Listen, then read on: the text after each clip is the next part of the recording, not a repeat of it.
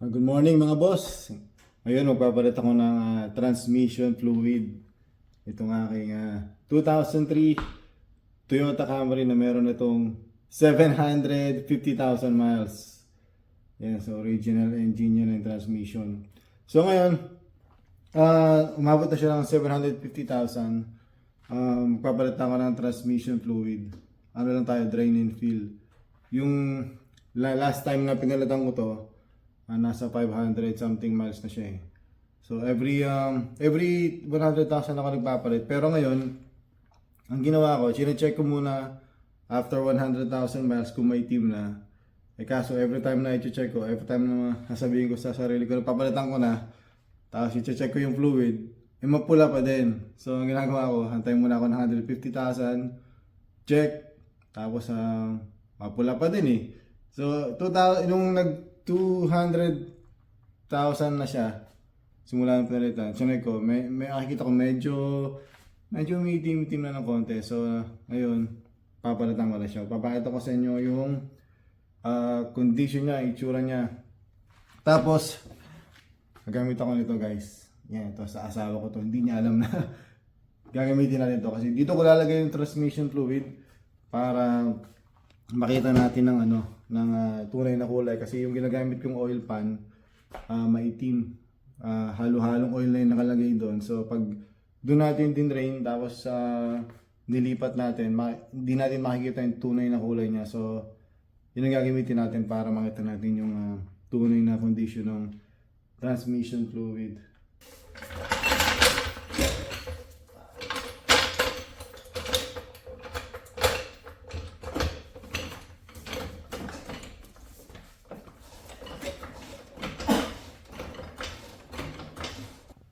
Yan, silipin muna natin kung ano meron dito. Yan natin, guys, ang dami niyang meron na siyang mga leak. Yan, so ito yung drain niya. Yan. So pinalitan ko na yan kasi yung dati medyo na bumilog na. Yan. So naghanap ako ng medyo nakasukat. Yan, so mas maganda yan kasi hindi na yan bibilog katulad ng original. So yung drain plug pala nito guys ay 19mm. So guys, buksan na natin to. Tingnan natin kung anong kulay ng transmission fluid na to. Lagyan lang natin ng konti. Yan. Para kitang-kita natin. Tumutulo na. Okay. Yan, so 220,000 miles na fluid. Yan, so yun ang itsura.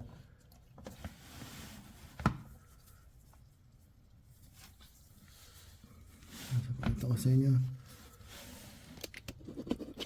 Ayan. Tumakit nyo dito guys, oh. Ayan, di ba? Ayan, pula pa yan, oh.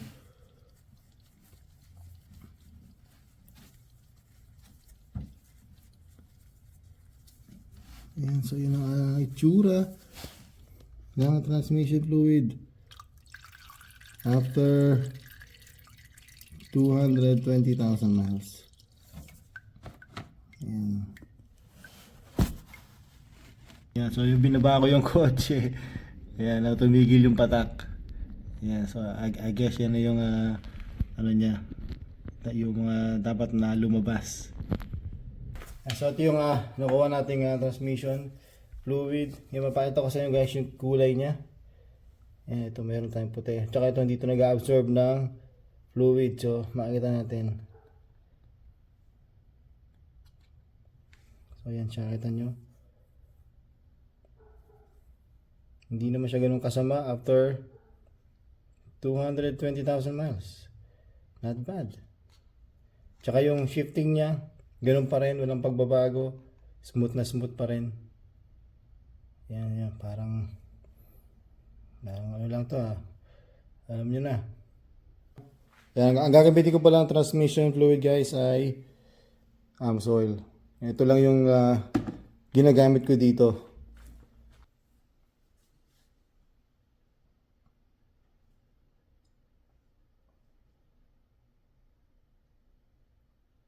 So hindi ko nire-recommenda na gayahin niyo itong ginagawa ko na 200,000 na.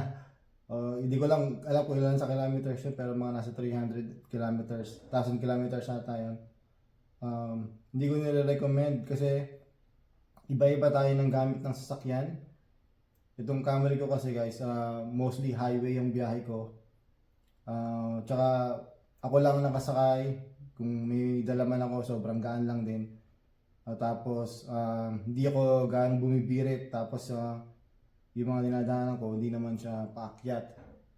So hindi talaga siya stress sa makina at transmission. Unlike yung iba na nagpapalit every 30,000 miles, 60 dahil yung iba ginagawang hanap buhay.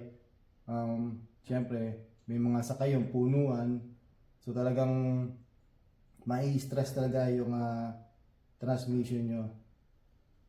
Yeah, pero I think kung puro highway naman kayo at kayo lang mag-isa, lalo na dito sa Amerika na maganda ang mga daanan, puro highway. Tingin ko check nyo muna yung condition ng fluid nyo bago nyo palitan. Or kung may budget kayo, why not, di ba?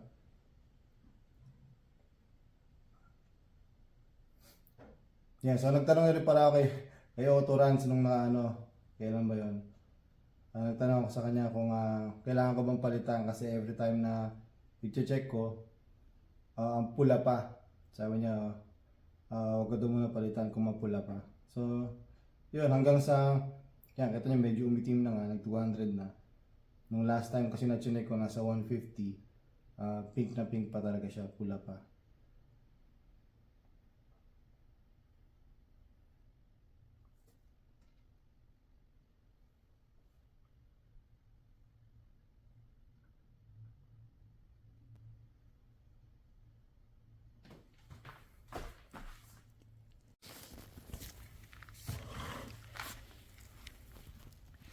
Okay, so dahil ang lumabas ay 3.5 quarts lang.